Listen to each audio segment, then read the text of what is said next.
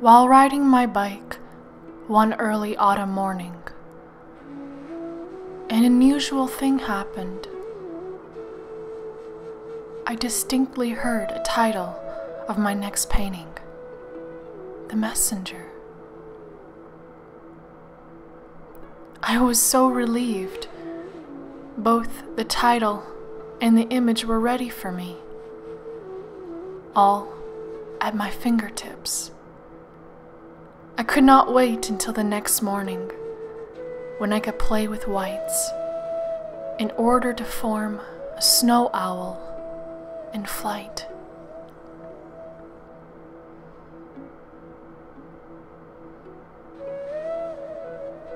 But the more details were highlighted on the canvas, the fewer details stayed in my vision, and the less I was able to retain its sharp image in my mind.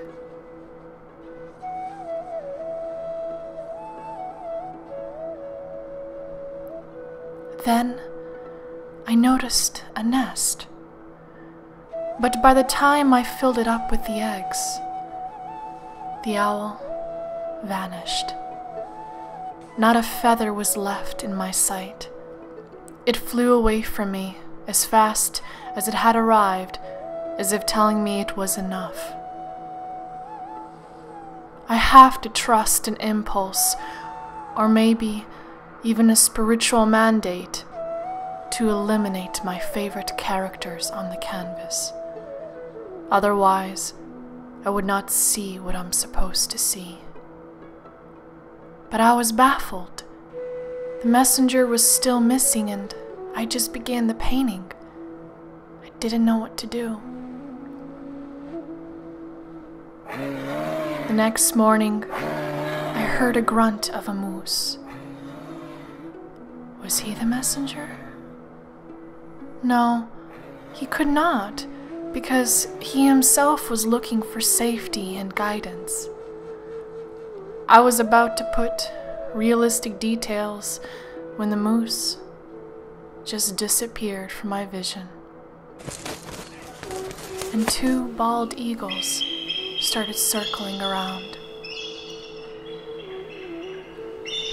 I decided to be guided just by the sounds and figure out the story through purely spontaneous strokes of paint. The spirit reveals to me the final painting only if I paint what is given to me at that particular time, and I must be authentic, with the slightest nuances. The actual reason why I do not plan anything in detail from the very beginning.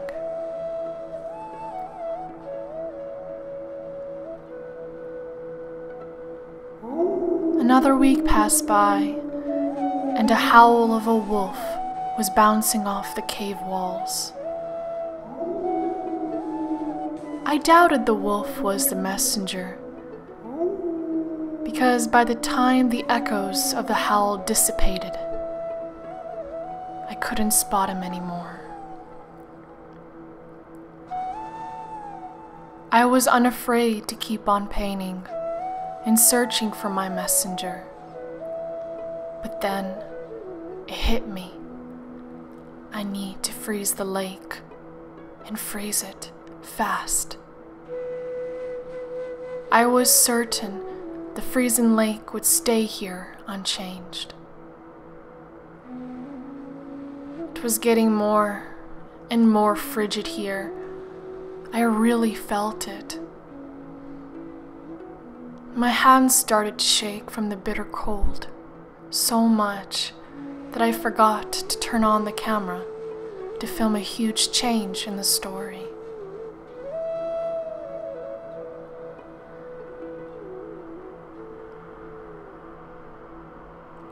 I had been absolutely positive that no human being would be on this particular canvas. But I was wrong. Against all my expectations, here was the man and his loyal horse. They had lost their way and taken a refuge in the cave. Now, I understood why I had to freeze the lake. The travelers had to escape the cave to go home. But the ice was too thin in most areas for crossing. So here they were, desperate to leave the cave, when suddenly a loud call from above echoed. The same bald eagle who had been circling on my canvas for quite a while was flying over the lone strangers, encouraging them to follow him. Step by step, the lost travelers were carefully guided across the frozen lake patches out of the dark cave.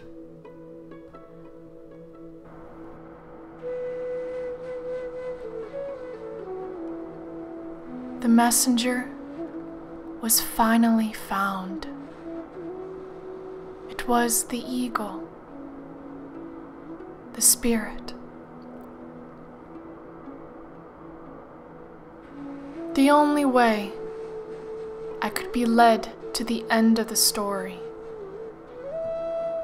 was by listening to the spirit call from the very beginning to the end. By listening to every move of a flight, every drip from the cave lime icicles, and every crackling sound of the freezing lake.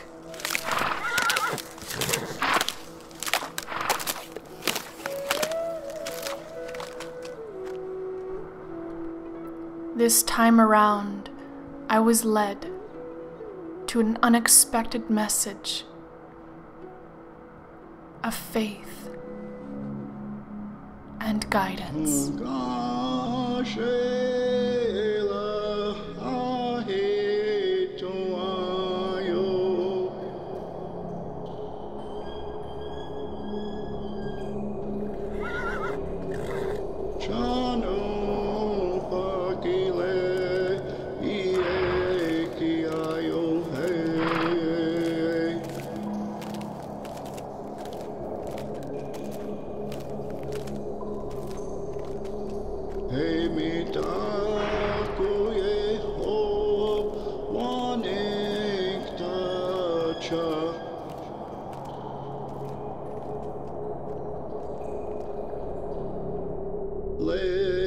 Chamuelo, hey, Tongashi.